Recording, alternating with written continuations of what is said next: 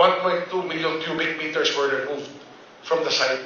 Sir, offhand, what kind of cases can be filed against DG Bantag with respect to this excavation? Sabi nung kampo nila, wala pang di Bantag, wala pang nare-receive na subpoena. The DOJ is doing its job. And if the law is violated, it should know the consequences. I was in conversation last night with General Katapang, and he was telling me more things about what he was discovering inside. Ang na-alarm lang talaga ako nung sinabi niya sa akin na he was doing treasure hunting, and I told him to stop it. And apparently, he ignored me. Meron pa yun. Meron pa ako sinabi sa kanya na ignore niya. Sabi ko, dapat wala ng telepono. As a matter of policy, wala dapat telepono talaga. And hundreds of telephones are coming out now. Basta i-ignore niya eh. Parang he was living in his own kingdom with his own rules. Ayun ang naging problema natin. I think that you are now aware of the big problem that there really is in there. Yung contraband na nandun, ina-accuse niya si acting DG Katapang na pinlant niya. Ang galing mo naman mag-plant, no? Ang dami na testigo kagad kung paano pinasok niya. Pero ano yun eh, it was a centralized operation eh. For that quantity to come into Bilibid, it was a centralized operation. Sir, follow-up sa interview niyo kanina kay Kabayan. You mentioned that Atom was involved in the excavation sa Bilibid. Do we have information on this, sir? Because General Katapang was saying last week na hindi raw Atom yung nag-ukay. In fact, the backhoe there is owned by Bucor. Yes. But with the amount of debris taken out, and we only have one backhoe, kahit mag-time in motion ka kasi, hindi aabot ng 1 million cubic meters ang hinukay nun. Kahit anong gawin mo, no? So there were more equipment used, and these were reported to be owned by Atom. Kasi 1.2 million, 1.2 million cubic meters were removed from the site and brought somewhere else.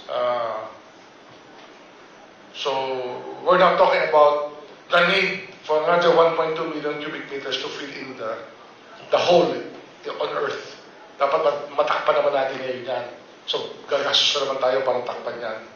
Unless you want to propose a project for a giant swimming pool or a deep sea diving resort in a mountain or in a hilly area. Diba? So, do we know kung saan napunta yung lupa? Do you have information? We'll track it. Ano yan eh. Meron geo-study yan na pwedeng gawin on the kind of debris removed and where it was brought. We will follow the clues given to us about it. Sir, offhand, what kind of cases can be filed against DG Bantag with respect to this excavation? I have asked my staff to study all possible cases that are there. Definitely, may damage na sa government eh. Yung hukay na yan, para ma-fill up mo ulit, will cost us a lot of money, a lot of time. So there's damage already. A giant swimming pool, of course, is not in the budget of Bucor, so we don't know where this project is coming from and who's funding it. And if there's any fund, if there's any joint venture of Bucor, it has to be told to the Department of Justice kung meron silang ginagawa, di ba? So we will have our staff study all the possible violations of law that happen. Sir, lastly, is DG Bantag also liable for entering into that agreement, joint venture agreement with Atom, unilaterally? Kung hindi niya na pinursue, and he first submitted it to the president at that time, President Duterte, if he went to the process under the BOT law, wala sanang problema. Pero mukhang the idea was really to pursue it with or without permission under their own legal theory about how powerful or what the mandate of the Bucor is. Remember, there's a Bucor modernization law giving it corporate powers. But of course, all of this is subject to limitations because they're also under national laws, like the BOT law. So, if you look at the sale of the property, the sale joint venture of the property, being an unsolicited proposal, there must have been a process followed. Pero apparently, there's no other bidder or there's no other person that came in to ask if they can challenge it. No? Sana may Swiss challenge yan. Pero wala eh. It became a deal personally entered into by somebody who thought that, or was acting under the impression that he was independent of all the other processes of government. Apparently, there's a problem there. Hi, Sir. Maureen Alcaide from TV5. Sir, bantag po in a recent interview, sinabi po niya na patunayan daw na iiral pa rin yung hustisya o kung may hustisya pa din na makukuha siya. Ang hustisya kasi, ano yan, blindfolded lady ang sabi natin, di ba? Ano ba ang blindfolded lady? Bakit gano'n? Kasi that's the justice system. Meron tayong judges and justices who are supposed to be always above any bias against anybody. Di ba? Ang trabaho ng prosecution is to prosecute. That's what the DOJ is all about, is prosecution. The National Prosecution Service, the NPS, di ba? It is an executive function. So all of this drama, I don't know where it's going, no? But it's a lot of drama. Ganun talaga ang batas eh. Ano siya eh, di ba? He's a person in authority eh. He is a man in uniform. He should know the rights of people and the law. And if the law is violated, he should know the consequences. So justice should be not far from what he thinks it is to be. But dapat sinabi niya na dati yan kung may problema ang justice system. Pero para ngayon eh, I don't really want to dignify anything if you think about it. Sec, adding mo siya po sa alleged review. Clarify ko lang po kasi sabi nung kampo nila wala pang libantag, wala pang nare-receive na subpoena. Napa-serve na po ba? Hindi, basta ano yan, the DOJ is doing its job. Okay? Whether or not he received it, there's a process for it. Whether it will be left at his last known address, or it will be served to his lawyer, or served to him, is a problem of the DOJ, in accordance with the rules set out by the Supreme Court also on this matter. Thank you. Sir?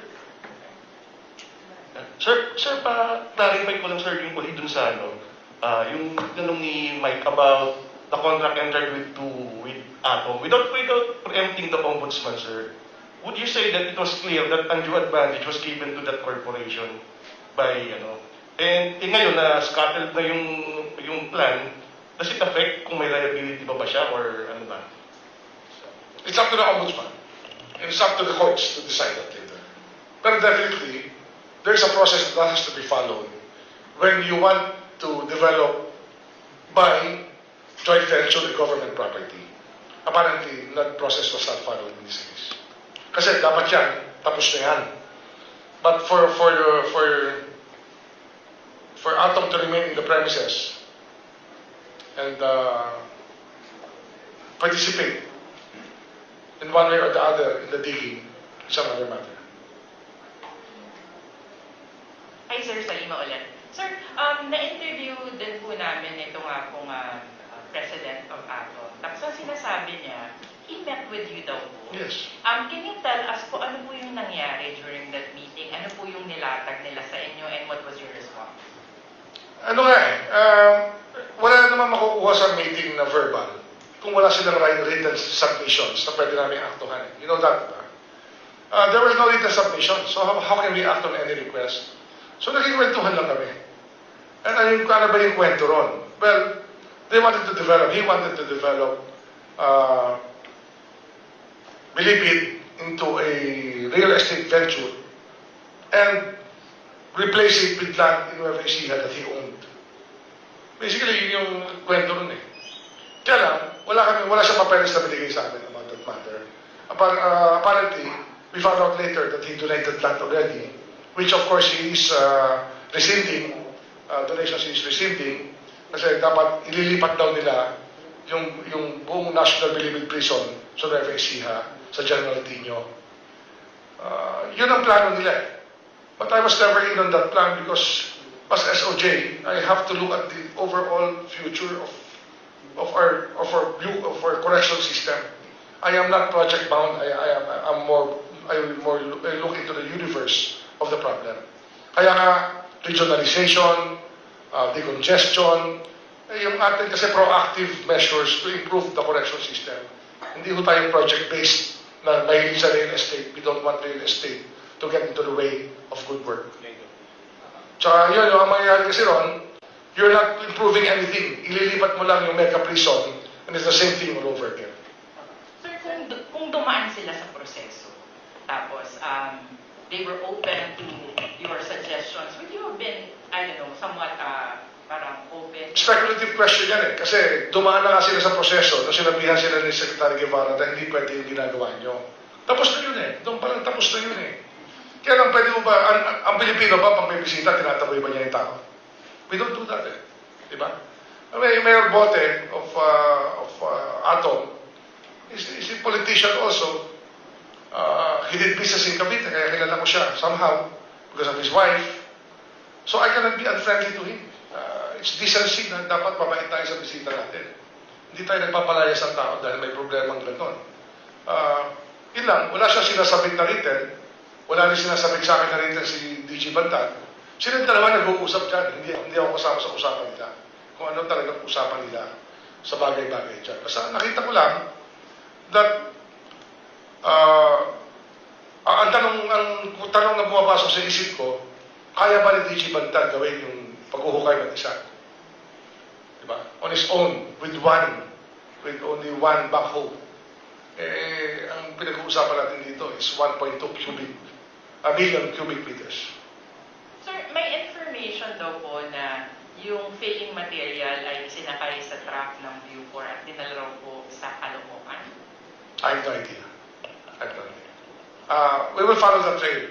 Anyway, kung gano'n ang information, if you have information, tell us kasi it will help us look at where it went and what happened to it. So, tulungan nyo kami para makita natin ito. Sir, Rani po, from DCWB. SOJ, sir. Morning po. Sir, kung hindi ba makikipagtulungan yung ACOM sa investigation of any government agency in relation doon sa paghuhukay at kung lalabas na may kinalaman din sila, are they equally liable po for any case that might come out? So, Ombudsman, even the Sandigan Bayan has tried private persons when they are in collusion with public officials. So is it best, sir, na It's a speculative question, but we don't know. If we will know it when we get there, if charges will be filed with the Ombudsman once they are informed of the facts. Hi, Sec. Balikan ko yung nga mo Sheila Treasure. Sabi po ni DJ Bantag, wala daw po siya natandaan na nasabi niya sa iyo. Ano pong masasabi? Wala. It's word against mine. Thank you. Sir, Last question. Sir, may iba pa po ba kayong na-discover? Anything that you'd like to reveal to us about the situation in the NBP? Ang tawag dyan, meron jurisprudence dyan, di ba? Fishing expedition. Sabi ni Asek Lava, well, yan eh. Sa search warrants, hindi pwede general warrant. Di ba? Now, anyway, marami pa lumalabas. I was in conversation last night with General Katapang, and he was telling me more things about what he was discovering inside. Magaling talaga si General Katapang sa ganyang bagay. I actually admire the guy for sticking it out and being cool under all the tirades against him. Sure, one last question. Sir, dagdag speculation na po dito eh. Pero, kasi sir, General Bantag, in defending himself dun sa report ni Percy, he claims that all those vehicles is not mine. Sabi niya, it's your vehicles. Pero at the same time, sinasabi niya na he has been working since he was young. So, sinasabi niya that there's this wealth. Di ba? Ang tanong, sir, would the administration be inclined to pursue possible forfeiture dun sa any goods na makita natin na beyond the amount he would have earned legally? Ano yan? Just putting the cart before the horse. Or, I don't know how you describe it, but that's very speculative talaga. As you said it, it's speculative. Okay, thank you. Thank you very much.